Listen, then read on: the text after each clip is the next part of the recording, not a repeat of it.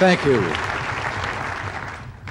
Thank you, Bill, and thank all of you. It's wonderful to be back here in home territory. Yesterday on the way here, I stopped at Purdue University and addressed the student body there. Part of the occasion was the fact that it was the 100th anniversary of the Purdue Band. And I had to explain to the young people there, I had not heard the first band when it played.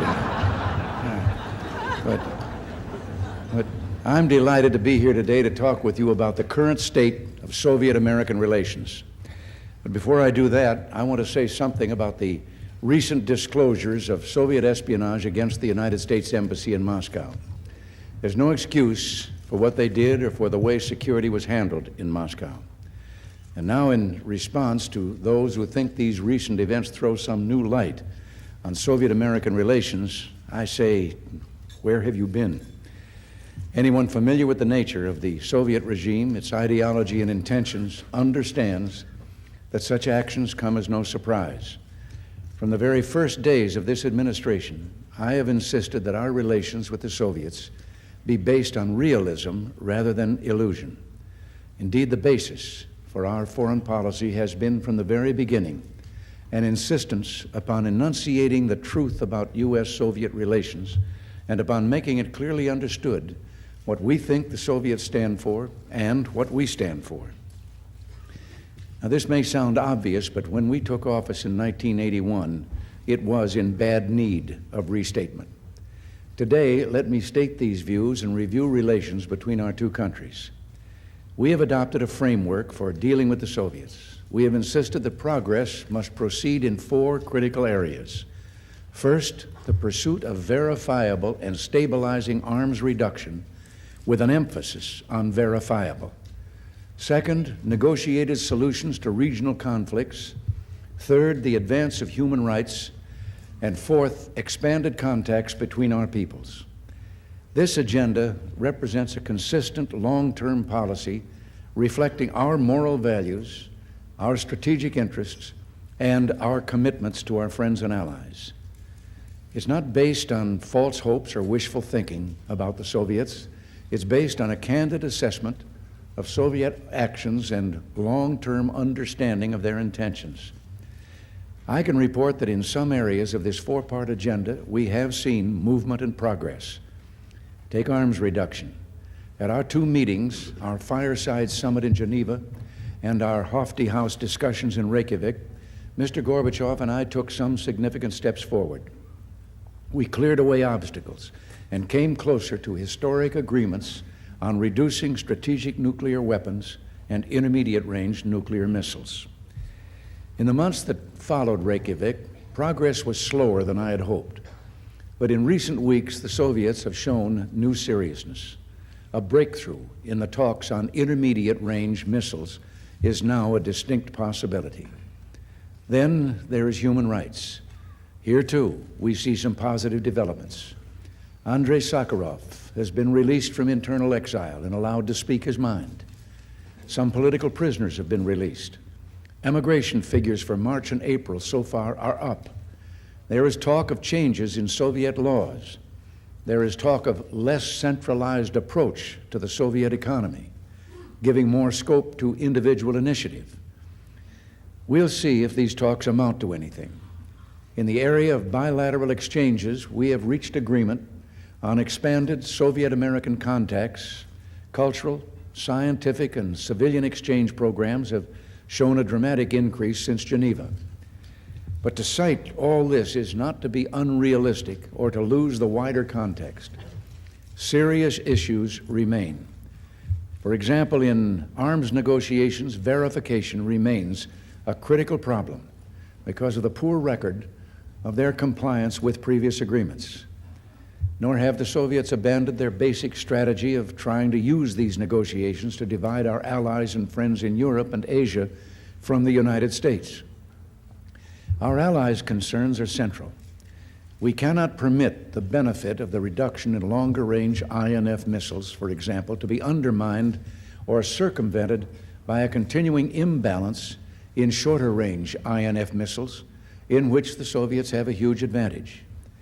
Let me say again, The United States will continue to consult closely with its allies, and we will not sacrifice their vital interests just to sign an agreement. Unfortunately, too, the Soviets are still trying to stifle the Strategic Defense Initiative. I've made some very forthcoming proposals about not deploying strategic defenses for a period of time, while we and the Soviets negotiate on a cooperative transition to a new kind of strategic balance, one that deters by protecting human lives instead of threatening them. Mr. Gorbachev himself recently criticized the balance of terror as a strategy for keeping the peace and urged that nuclear doctrines become truly defensive. Well, I agree with him. Peace based on strategic defenses that can absorb and blunt an attack, coupled with radical reductions in offensive missiles, that is the safest course of all. As I said after our Geneva summit, meetings between our leaders are not a favor that one side does for the other, but they can be helpful. And in this connection, my invitation to Mr. Gorbachev to come to America still stands. The welcome mat is still out. In the human rights area, too, our concerns are profound. While we welcome the resolution of some celebrated individual cases, we look for signs that the Soviet Union intends to abide by its commitment to all its citizens under its own laws and the Helsinki Accords, a system that keeps Europe artificially divided, that suppresses religion and religious contacts, that still jams radio broadcasts, and that arrests American journalists on trumped-up charges, is a problem for other nations. No nation will be at peace with its neighbors if it is not at peace with its own people. So human rights is not just an internal issue, it's truly an issue of peace. Andrei Sakharov said it well. I am convinced, he said, that international confidence, mutual understanding, disarmament, and international security are inconceivable without an open society with freedom of information, freedom of conscience, the right to publish, and the right to travel and choose the country in which one wishes to live. Unfortunately, the news on the one missing item on our agenda is not good. I refer to the problem of military conflicts in regions of the developing world, where the facts of Soviet action are brutal, a danger to peace and our future relations. Despite a claimed desire for peaceful settlement of these conflicts, despite announcements of ceasefires and talk of national reconciliation, Soviet troops continue to wage a terrible war against the people of Afghanistan. The military threat to our friend Pakistan escalates in a way that carries the risk of larger confrontation. In Ethiopia, Angola, and Cambodia, the Soviet Union continues to support brutal wars of Leninist regimes against their own peoples. In Nicaragua, we see such a campaign on our own shores, threatening destabilization throughout Central America and denying the Nicaraguan people their right to determine their own future. The world will no longer accept this policy of global expansionism. In the last few years, we've seen a new trend, the spread of democracy from Latin America to the Philippines, along with a worldwide revolution in economic thinking, a trend toward political and economic freedom as a means of nurturing economic growth and human progress in the developing world. The United States remains pledged to sustaining this movement toward greater personal liberty and national self-determination, and to resisting attempts to reverse it. Recently, there have been signs that the Soviet Union may be seeking a diplomatic way out of its war in Afghanistan. The Soviet Union should know the United States seeks no strategic advantage in Afghanistan, but it should also know that no political settlement will work unless it removes Soviet troops promptly and completely and allows the Afghan people genuine self-determination. The role of the Resistance Alliance is growing, and we shall continue to support it. We'll support any just settlement that leads to a truly independent and neutral Afghanistan and that meets the needs of the free Afghan people. Similarly, Soviet bloc military and economic assistance to the Sandinista regime in Nicaragua reached an unprecedented $1 billion last year. The quantities and sophistication of weapons deliveries have reached dangerous levels. We have the right, indeed the obligation, to support our friends in this hemisphere against this blatant intervention. Soviet conduct here will be a litmus test of our relationship. In Angola, too, we see an escalating Soviet and Cuban military commitment in the vain quest for a military victory. We called for a political solution and for the speedy removal of Fidel Castro's 35,000 Cuban mercenaries from Angola. Cambodia is another tragic example of aggression and occupation, imposed by Vietnam and backed by the USSR. The Cambodian people have suffered enough. It's time for genuine self-determination and peace in Cambodia. Now, what is our agenda today? Well, let me be very specific. First, the bleeding wound of Afghanistan must be healed. I challenge the USSR to set a date this calendar year when it will begin the withdrawal of Soviet troops on a speedy schedule. Second, I challenge the Soviets to join us in moving ahead on an intermediate range nuclear missiles that enhances overall security and military stability. The issues of verification and shorter range INF systems must be resolved in a way that protects allied security interests. And third, I challenge them to join us in a mutual 50% cut in our strategic nuclear arsenals in a way that strengthens stability. Our SDI program should not stand in the way of such a cut, any more than the long-standing Soviet strategic defense programs stand in the way.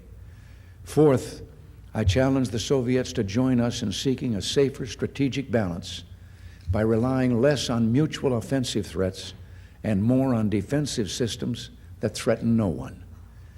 And finally, it's time to resolve the issue of immigration decisively. It's time for substantially liberalized immigration policies and broader freedoms for those Jews, Christians, and people of other faiths who choose to stay in the Soviet Union. And if this happens, we'll respond. If I had to characterize U.S.-Soviet relations in one word, it would be this: proceeding. No great cause for excitement, no great cause for alarm. And perhaps this is the way relations with one's adversaries should be characterized. We have hopes, and we have determination, and we are proceeding. To keep that process moving, I have instructed Secretary of State George Shultz to go to Moscow to discuss a full range of issues between our two countries. You know, when I look over the past 6 years of Soviet-American relations, I'm reminded of something Harry Truman said when someone said to him, "Give them hell, Harry." And he said, "I have never deliberately given anybody hell. I just tell them the truth, and they think it's hell." When the United States rebuilt its alliances and military strength and stood firm with the Soviets, some found this provocative. When the United States made substantive arms proposals, others said our refusal to instantly forsake them showed intransigence.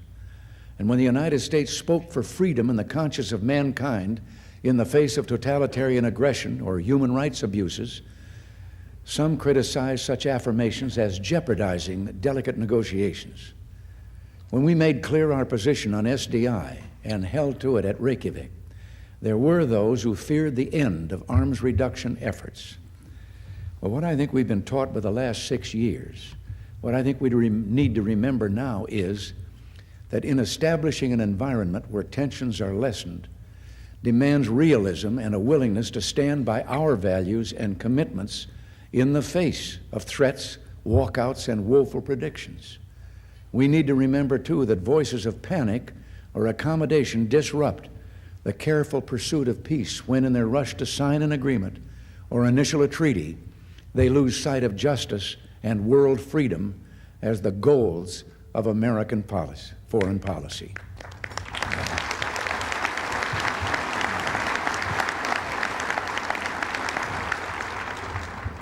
So I believe our negotiating progress can be traced to being forthright in our public pronouncements.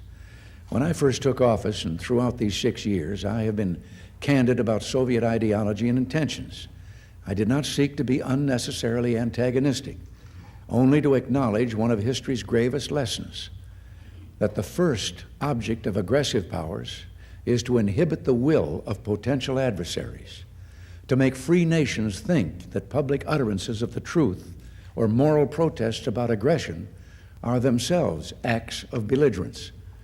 And history teaches that when, in the name of peace, free nations acquiesce to such subtle intimidations, the collapse of their own self-respect and freedom follows closely behind. History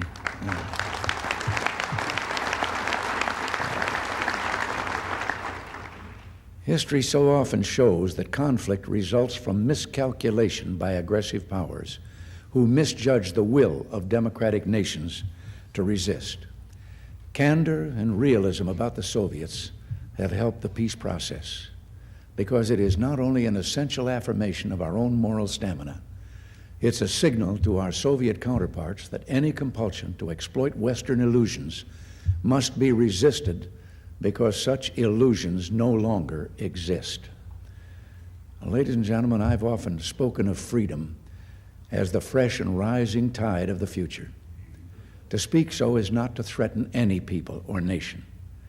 It is only to renew mankind's most sacred hope and oldest dream, a world where material wants are satisfied, where human freedom is enshrined, and peace and fellowship among nations prevail.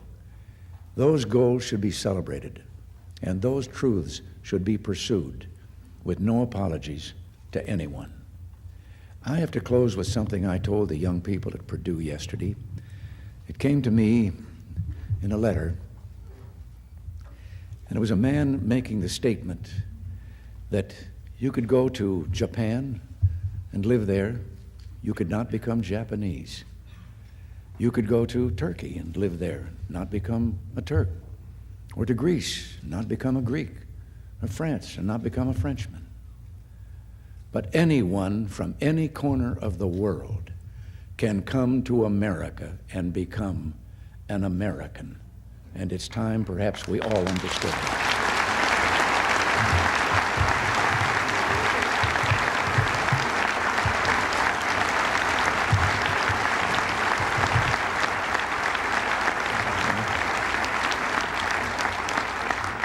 That's the end of the monologue. I understand now it's a dialogue, and we'll have time for some questions. Yes, sir. Thank you. Thank you very much for your address today, and thanks for agreeing to our question and answer period. Ladies and gentlemen, we've asked also the news media to participate. They have done so by giving us some written questions, but I think most of them will come from the members of the council. Let's take a first one from the news media because it reflects directly on what you just told us, sir.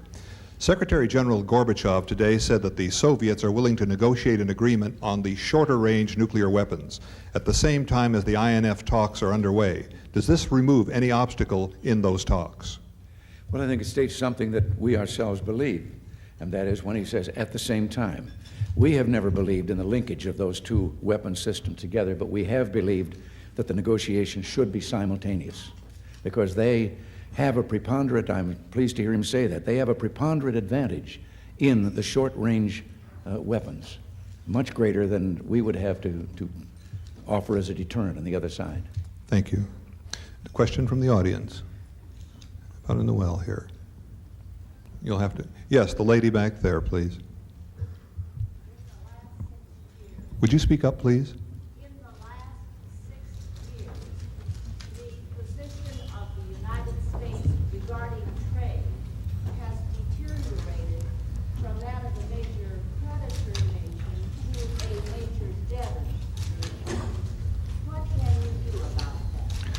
In the last 6 years, we have gone from a major creditor nation to a major debtor nation. What can we do about that?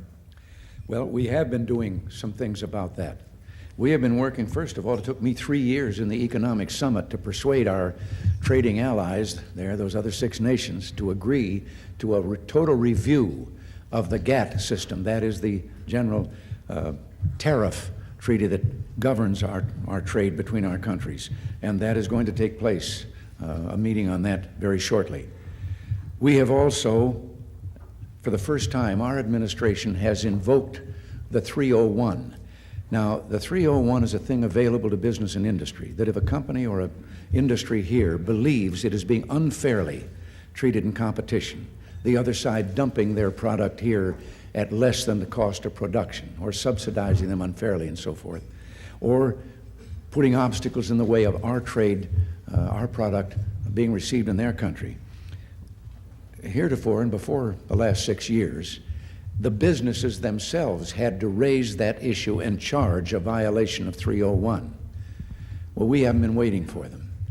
From where our vantage point in as government, where we've seen what we think are violations of 301, we have been bringing the charge against the other country and the other industries.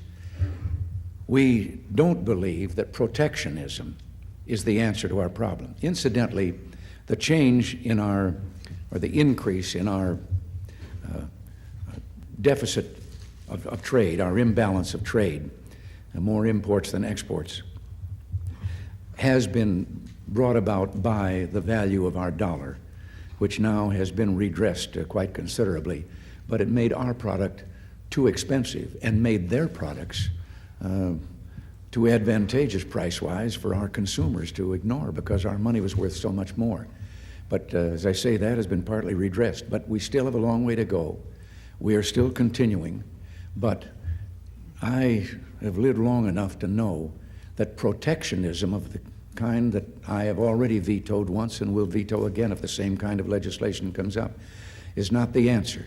We tried that back in 1930 with a thing called the Smoot-Hawley tariff, and we thus spread worldwide the Great Depression that had involved our nation at that time. So we won't go for that kind of, we want free trade, but fair trade, and we're going to keep on moving till we get it. Thank you, sir. Mr. President, King Hussein has been getting a favorable response in Western Europe to his proposal for an international peace conference on the Middle East. Such a conference would include the Soviet Union and the Palestinians. Does the U.S. now support such a conference, and will the King be coming to Washington? We have been working ourselves this idea. We can't ignore the fact that so far Israel, and with some justice, opposes the idea of the participation of the two countries you named, because both of them still deny the right of Israel to exist as a nation. They say it has no right to even exist until they are willing to abide by, well, UN rules 242 and 338, as Egypt did, and agree that Israel has a right to exist as a nation. Then I think that we would join also. We are not opposed to the idea of an international meeting to try and bring together those warring nations, the Arab bloc and Israel, and remove that threat once and for all from the Middle East. Thank you, sir. Question from the audience? Over here. Yes, sir. Mr. President, what do you feel is being taken to decrease the national debt, and what steps are being taken by the administration which you feel would be successful in reducing it? What steps are being taken by the administration to reduce the national debt? What steps specifically are being taken?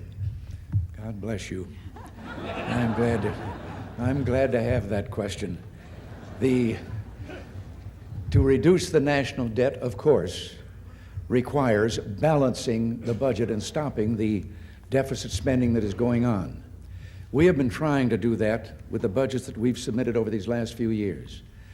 When I hear some of our opponents complaining that I am responsible for the present deficits, I get a little annoyed, because if we had been given the budget that I asked for in 1982, the cumulative deficits through 1986 would be $207 billion less than they turned out to be.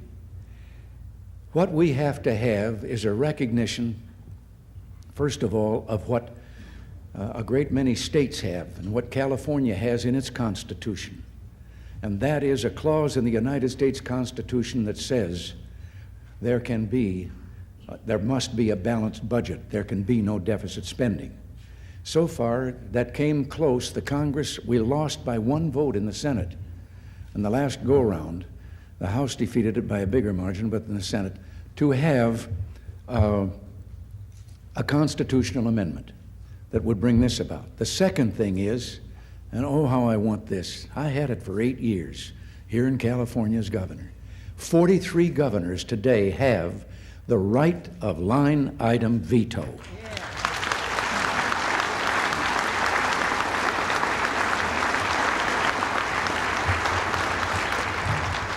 And I want to give you a little proof of how it works. I line item vetoed 943 times in the 8 years I was in Sacramento. I was never overridden once, because in our budgeting process, it takes 2/3 of the legislature to approve the budget to begin with, and only takes 2/3 to override a veto. Isn't it strange that the same people by a 2/3 margin would vote for certain items in the budget where they were just buried in there with everything else? But when you took it out by itself and exposed it, and they had to vote for it all on its own, they wouldn't do it. So this we need. It's one of the greatest things we must have. And there is another thing. There is one thing with regard to the national debt, but once again, it isn't effective until we can balance that budget. And that is that there is a fund in the Treasury where citizens can contribute to that fund, and the fund is for the purpose of reducing the national debt. So anyone that feels they want to be charitable, Thank you. Gentleman right here, yes. In the wake of all the current spying scandals in Moscow, the Pollard case, what do you attribute, what do you feel the reasons for this breakaway? Thank you. The gentleman asked a question on the recent espionage, the Pollard case, and the most recent news involving the Marines. What does he attribute this breakdown in patriotism, apparently, among some of our citizens? What you say could occasion that kind of breakdown? Yes, sir. What would be the background of that? Well, I thought I was going to get a question on that subject someplace, and so I just made a little note for myself that if it did come along, what I wanted to answer. That yesterday I characterized the Soviet invasion of our premises as outrageous, and that stands. And I can't seriously believe that the Soviets are charging us with immorality in light of what has happened. For obvious reasons, I cannot and will not comment on alleged U.S. intelligence activities, although I do note that the timing of the Soviet so-called revelations is curious, coming right after our protest on their activities in Moscow. U.S. intelligence activities are subjected to rigorous oversight. We have laws and executive orders that regulate them. They're also subject to close scrutiny by the Congress through select committees on intelligence and through the appropriations process. Now, you can't go further in discussing intelligence or counterintelligence than that. But again, you were pointing directly to the young men there. I tell you, this has been a severe blow to many of us. We have in our military today the highest percentage of high school graduates ever in our history, and it's a volunteer army. There are 3 intelligence brackets in the military by which jobs and so forth and assignments are determined. We have the highest percentage, or the highest number in the top percentage of intelligence that we have ever had. And yet suddenly we can see this violation of orders against fraternization, and then what was outright selling and so forth of out our country. And it's hard to explain. I can't believe it's widespread, and yet I'm going to share with you a concern that I have. I've been very concerned, and we've been trying to do something about value-free education. And I can't help but wonder, are we now seeing the fruit of education that predominantly throughout our country has stopped making any or performing any teaching on the basis of moral principles or what is right or what is wrong? I just told a little story here to my companions at lunch of an incident of a counselor just recently who gave his students that he was counseling a problem. He said, you find a billfold with an address in it and $1,000. Now, what do you do with it? You give it back, you keep it, what do you do? The consensus from the students was it would be dumb to give it back. And when the counselor was asked, well, what did he then say to them? He said, "Oh, I wouldn't impose my opinion on them. It's not for me to tell them or make a differentiation of that kind. I wouldn't be a counselor if I did." Well, I think it's high time we got back to saying there are things that are wrong. There is a right and wrong, and we expect our kids to come home believe it.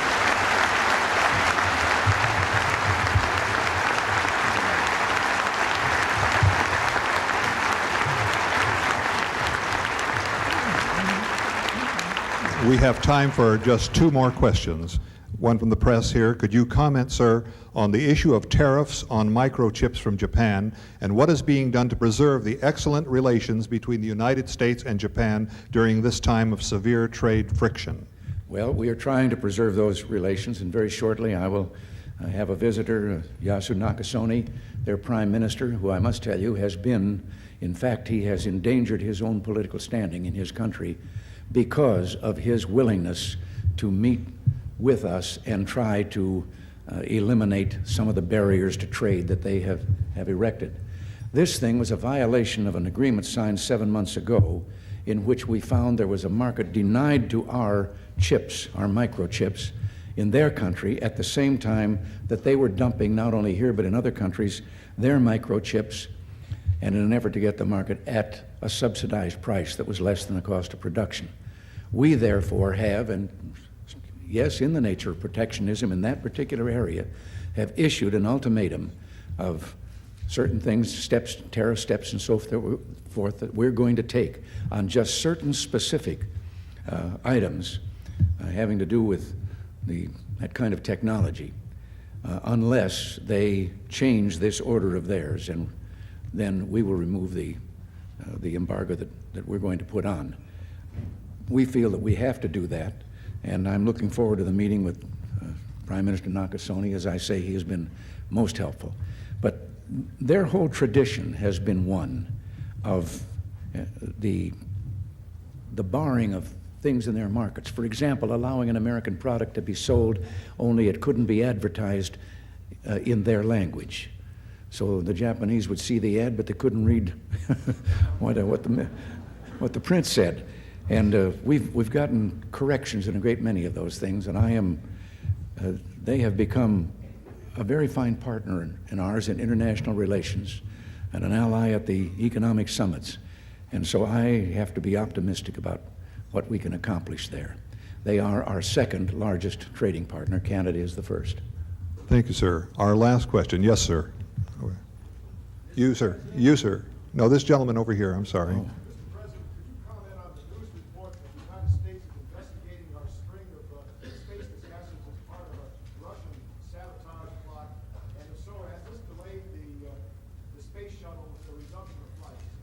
Thank you. Is the United States investigating alleged Soviet sabotage of our recent space disasters, and has this slowed down our space program? Well, as I said, it's very difficult to speak openly and publicly about things we do, but let me just say we aren't ignoring anything in our investigation of the space problem, and we're determined to go ahead with it and continue with our program in the next decade or two of having a space station out there because of the great good that can come from it. Incidentally, I'll call to your attention with regard to that and put in a plug here. You're very shortly, I think, going to be seeing some television spots done by a private foundation, and maybe some of you are members and supporters of it, who are going to put spots on the air telling the American people what the space program has meant to all of us in the spin-offs, the things that we have found, even with regard to medicine, to various health devices, to even uniform for firemen that is more protective and so forth, that have all been spin-offs worth billions of dollars to the American people of the shuttle program. So we're really getting our money's worth there, and these things will be being shown to you very shortly. Thank you very much. Thank you.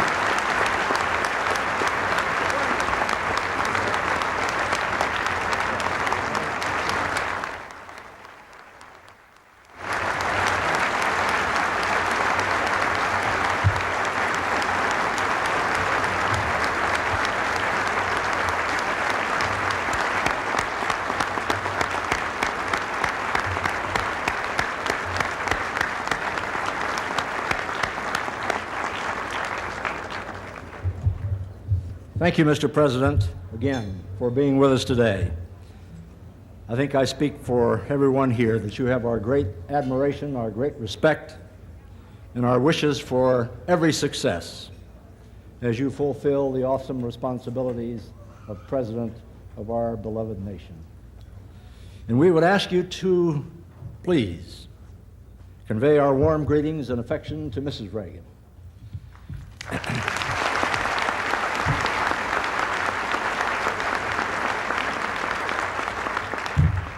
And now, we would like to just say so long until you come and visit us again, and I hope that will be very soon. Thank you, Mr. President.